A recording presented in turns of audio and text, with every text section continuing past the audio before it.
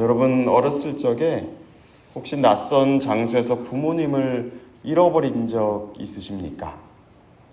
저는 몇 번 있었던 것 같습니다. 한 7살 정도였는데 지금으로 치면 워터파크와 같은 제법 큰 수영장이었습니다.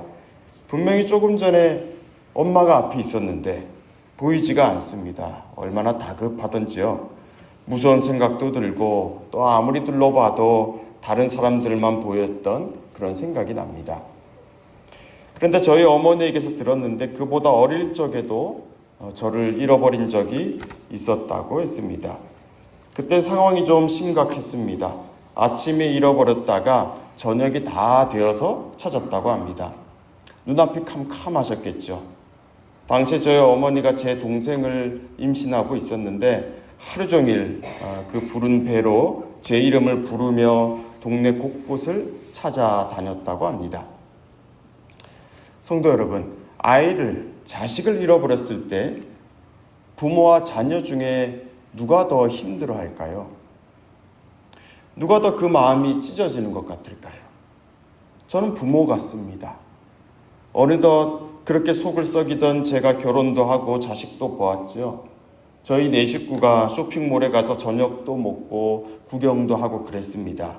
그런데 이 둘째 녀석이 갑자기 안 보이는 겁니다. 아내랑 둘이서 정신없이 찾아다녔습니다. 이름을 부르고 왔던 곳을 다시 가보고 그땐 정말 1분이 무슨 1시간처럼 다가왔습니다.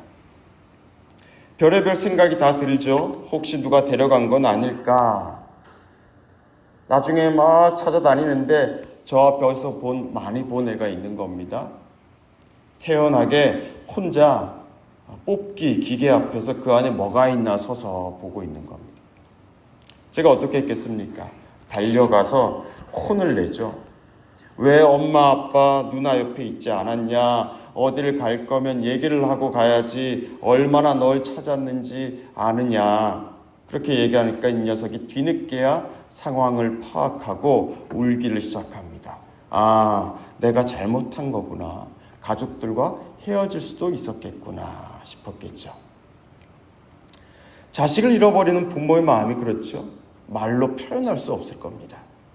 그 속상함과 또 자책감과 여러 복잡한 감정이 찾아오지 않겠습니까? 이스라엘을 향한 하나님의 마음이 그러했습니다. 오늘 말씀 33절을 보십시오. 주 여호와의 말씀이니라. 내가 나의 삶을 두고 맹세하노니 내가 능한 손과 편 팔로 분노를 쏟아 너희를 반드시 다스릴지라. 여기 너희를 반드시 다스릴지라 라고 하시는 하나님의 마음이 다가오시죠. 하나님이 이 백성들을 결코 다른데 빼앗기지 않겠다 하시는 겁니다. 내가 분노를 너에게 쏟는 한이 있더라도 말이죠. 내가 반드시 너를 다스리겠다. 자, 34절과 35절을 보시면 너희를 여러 나라에서 나오게 하고 너희의 흩어진 지방에서 모아내고 너희를 내가 인도하겠다 하시죠.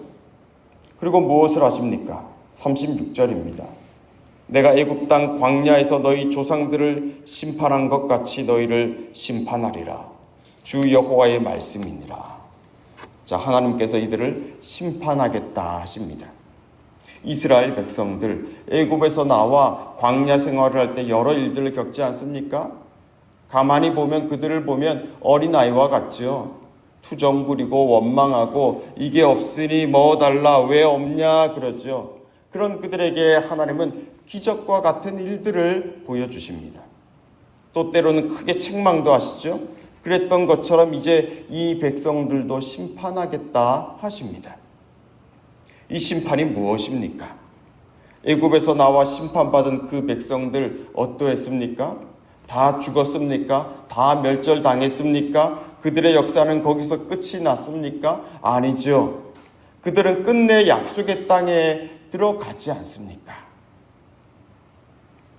그리고 우리가 수요 예배 때 출애굽기 강해를 통해 확인하지만 이들에게 하나님께서 그 광야에서 무엇을 주십니까? 하나님의 율례와 하나님의 법도를 거기서 주시지 않습니까? 무슨 말입니까? 아직 어린아이와 같은 이 백성들이 하나님의 사람으로 살아가는 그 법을 계속해서 하나님은 광야에서 가르쳐 주시는 겁니다. 그게 심판이고 그게 책망이고 그게 하나님이 율법을 주시는 것으로 나타나고 있는 거죠. 우린 여기서 하나님의 기다림과 하나님의 수고하심을 보아야 합니다. 이건 그 자식에게 보다 좋은 것을 주려고 하는 어미의 마음과도 같습니다. 왜 하나님은 그와 같이 행하십니까?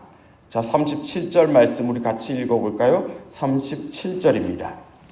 내가 너희를 막대기 아래로 지나가게 하며 언약의 줄로 매려니와.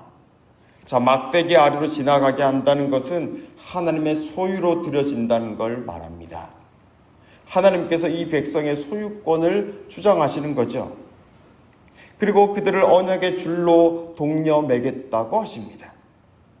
그 관계를 회복하실 뿐만 아니라 이전보다 더 견고하게 만들어 가신다는 겁니다. 사랑하는 성도 여러분, 이것이 오늘 주의 자녀들을 향한 하나님의 마음입니다. 하나님의 기다림과 하나님의 수고하심이 분명히 있습니다. 어렸을 적엔 하나님을 아버지라 부르고 하나님을 의지했다가도 그 믿음이 사라지는 때가 오지요. 우리들 주변에도 있지 않습니까? 우리 가족 중에도 그런 사람이 있을 겁니다. 기도하죠. 다시 그 사람이 주님께 돌아오기를. 그러나 그 누구보다 하나님께서 그러십니다. 하나님이 그를 기다리고 계시고 아무 일도 하지 않는 것 같지만, 아무 일도 벌어지고 있지 않는 것 같지만 실은 그 누구보다 하나님이 수고하고 계시고 하나님이 그에게 말씀하고 또 일하고 계십니다. 때론 타이르기도 하시고 때론 징계를 하시기도 하죠. 그럼으로써 그 사람이 다시 하나님의 다스림 안에 들어오도록, 자신이 하나님의 것이라는 걸 신뢰하고 인정할 수 있도록 말입니다. 우리 자신이 이러한 하나님의 뜻과 마음을 기억할 수 있어야 하겠습니다. 내가 능한 손과 편팔로 분노를 쏟아 너희를 반드시 다스리겠다 하시는 하나님의 이 마음 말입니다. 우리가 이런 하나님의 뜻과 마음을 받아들인다면 어떻게 해야 하겠습니까? 자, 39절 말씀 우리 함께 읽습니다. 주 여호와께서 이같이 말씀하셨느니라. 이스라엘 족속아, 너희가 내 말을 듣지 아니하려거든 가서 각각 그 우상을 섬기라. 그렇게 하려거든 이후에 다시는 너희 예물과 너희 우상들로 내 거룩한 이름을 더럽히지 말지니라. 자, 하나님은 우상과 하나님 중에서 택하라 하시죠. 그 둘을 함께 섬기지 말라고 하십니다.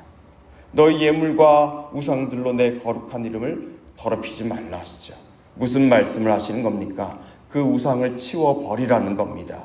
하나님의 자리를 딱 하고 차지하고 있는 다른 것이 있다면 그것부터 제거해야 한다는 거죠. 여러분, 이 말씀을 우리가 주의 깊게 들어야 할 것입니다.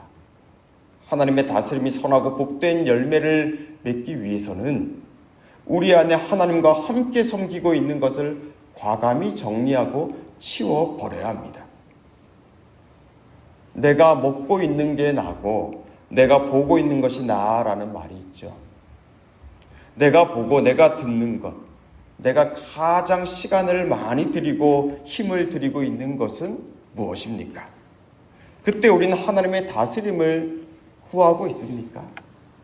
이 질문 앞에 우리는 스스로 답변하며 우상이냐 하나님이냐 하는 이 하나님의 말씀 앞에서 결단해야 합니다. 하나님 44절에 기록된 것처럼 하나님의 이름을 위하여 이스라엘을 구원하십니다. 이 말은 하나님이 자신의 체면 때문에 이스라엘을 구원하신다는 게 아닙니다. 이스라엘에 하나님의 이름을 두고 계시다는 겁니다.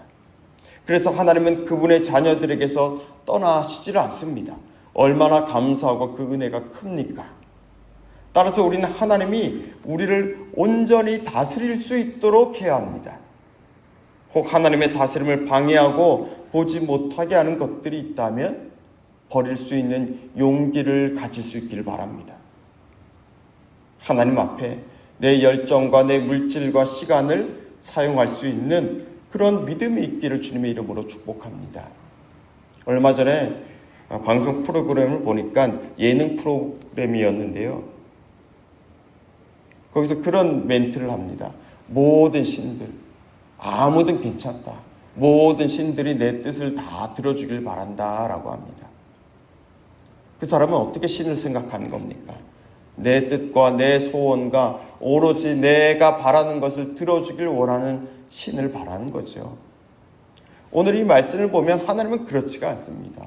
이스라엘의 하나님은 저들이 바라는 것을 주기도 하시지만 저들에게 정말 필요한 것, 저들에게 정말 필요한 생명이 무엇인지를 아시고 그것을 주기를 원하시는 하나님입니다. 우리는 하나님을 어떻게 구하고 또 어떻게 의지하고 있습니까? 내가 그저 필요한 것을 구하기 위해 하나님을 찾고 부르고 있습니까? 하나님은 그런 분이 아니십니다. 우리가 찾고 우리가 필요한 것을 구하기 이전에 정말 나에게 필요한 것이 무엇인지, 나에게 정말 유익한 것이 무엇인지를 알게 하시고 그것을 마땅히 주시는 분입니다. 그렇게 하심으로써 우리와 하나님과의 그 관계를 더 깊게, 더 친밀하게 갖고자 하시는 그런 분이시죠. 오늘 우리가 믿는 하나님을 그렇게 만날 수 있기를 원하고 그렇게 하나님을 부를 수 있기를 구합니다. 내 열정과 내 물질, 시간을 주님 앞에 드릴 수 있는 그 이유가 무엇입니까? 나를 구원하시고 나를 더 풍성한 생명을 주시기를 원하시는 하나님께서 나와 함께하고 계시기 때문이죠. 오늘 이스라엘 백성들을 향해서 하나님께서 내가 너희를 반드시 다스리겠다 하시는 이 말씀을 저와 여러분을 향한 하나님의 말씀으로 받아들일 수 있기를 바랍니다. 그래야 우리의 구체적인 삶 속에서 하나님의 일하심과 하나님의 살아계심을 보고 누리고 증언할 수 있는 복된 삶을 살아가시는 저와 여러분 되기를 주의 이름으로 축복합니다. 기도하겠습니다. 하나님, 주님께서 주님의 이름을 걸고 주의 자녀들을 반드시 다스리겠다 하시니 감사합니다. 주님, 우린 정말로 오직 주님 안에서만 진정한 만족과 자유를 누릴 수 있습니다. 그러나 우리는 이걸 자주 잊어버립니다. 그래서 당장의 쾌락과 만족을 주는 것에 우리는 손을 뻗을 때가 많이 있었습니다. 주님만이 우리를 다스릴 수 있도록 우리의 믿음을 도와주십시오. 우리의 마음을 지켜주십시오. 하나님의 거룩한 이름이 우리 안에 새겨져 있음을 기억하며 이 땅에서 주님의 거룩함을 나타내는 삶을 살아가게 해주십시오. 오늘 금요 기도회 중에 함께 하셔서 주의 얼굴을 구하며 나오는 자들을 한 사람 한 사람 만나주시고 그들 한 사람 한 사람이 하나님의 언약에 매여 있는 자들이라는 것을 기억하게 하시고 말씀하여 주시며 회복시키시고 그들을 부흥시켜 주십시오. 우리 각자의 삶의 자리에서 하나님만을 섬기는 자들 되게 하셔서 주님의 통치하심으로 인하여 기쁨과 감사가 넘치게 하여 주십시오. 예수님 이름으로 기도합니다. 아멘.